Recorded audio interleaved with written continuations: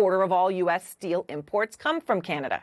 And Trump's tariff, which again, he's already signed an executive order, is set to take effect on March 12th.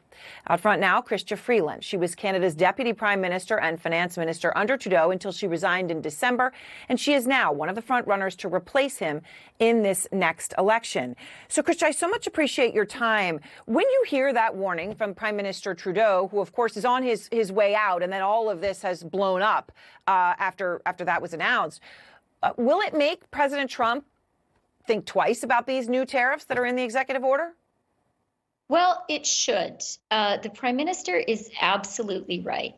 These tariffs are illegal. They are unjustified. And crucially, Aaron, they are self-mutilating for the United States. They're going to hurt the U.S. really badly. And we know that because it's not the first time this has happened. In 2018, the United States imposed tariffs of 25% on Canadian steel, 10% on Canadian aluminum. And in 2019, the U.S. dropped those tariffs, mostly because those tariffs hurt the U.S. and also because we did as the Prime Minister said we would do. We retaliated, dollar for dollar retaliation, and it hurt. You know, I think you guys sometimes think Canada, well, actually, I don't think Americans think about Canada all that often, which is fine with us. But what you should remember is we are actually your largest market. We are larger than China, Japan, the UK, and France combined. And that means we have economic leverage. Our country is really united behind this. We will use that leverage. And you guys are the people who invented the saying, the customer is always right. So I do point out when you're saying the last time around when those tariffs were imposed and the tit for tat, that was also in a Trump presidency. So it's an important analogy that you're drawing here. You posted a very direct warning. You're saying this here, but on social media yesterday, you spoke directly to Trump. Let me just play it for anyone who hasn't seen it.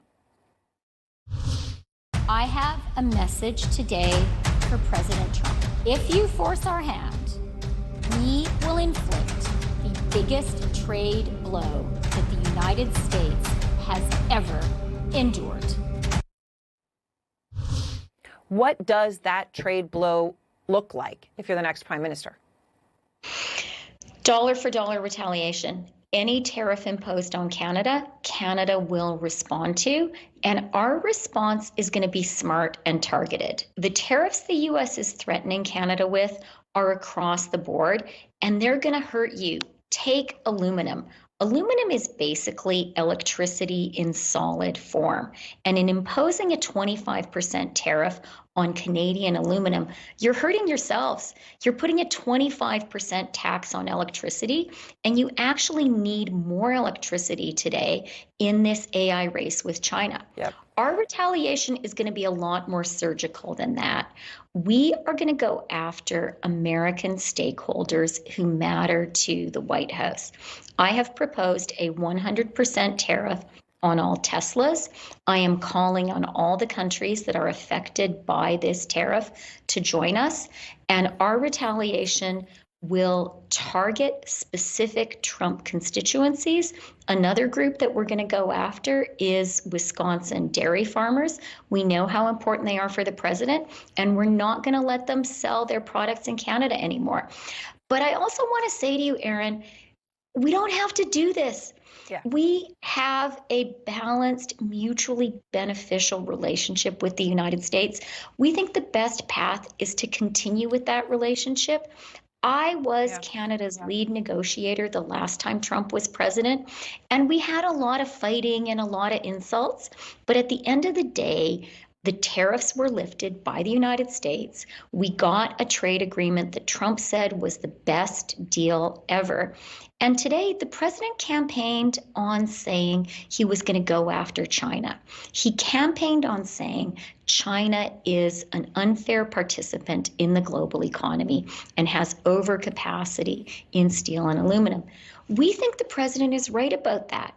We do not want to have a fight with you. We would prefer to be your partner, and we can be a great partner. But if you hit us, we're going to have to hit you back. It's interesting when you talk about you were a lead negotiator. I mean, when this all started, and you resigned, he lashed out. He called you totally toxic, not at all conducive to making deals. I'm sure you saw the post. She will not be missed. And of course, you could be coming back as prime minister. Can I just ask you, though, Christia, Elon Musk, you're choosing, obviously, you talk about constituents core to the White House, and you mentioned that 100% tariff on Teslas that you would go ahead with if Trump imposes these tariffs. I mean, that's basically an acknowledgement that Elon Musk is he's really in a class of his own. He's the single most important person. I mean, it's literally just economic acknowledgement of that fact.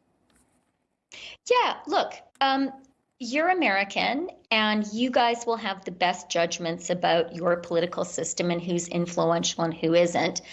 But we listen to you, we listen to your reporting, and we will design our retaliation to target the people who we think are the most influential, the people who, if they are feeling pain from our retaliation, will say to the president, let's not do this anymore. That's the outcome that we want. And by the way, we think that's going to be the best outcome for the U.S. too. Right. Of course, though, when you point out choose the government, the American people elected Donald Trump, not Elon Musk, but they have them both now, at least the way that it is playing out thus far. Well, Christia Freeland, thank you so much. I appreciate your time. I appreciate yours. Thanks a lot.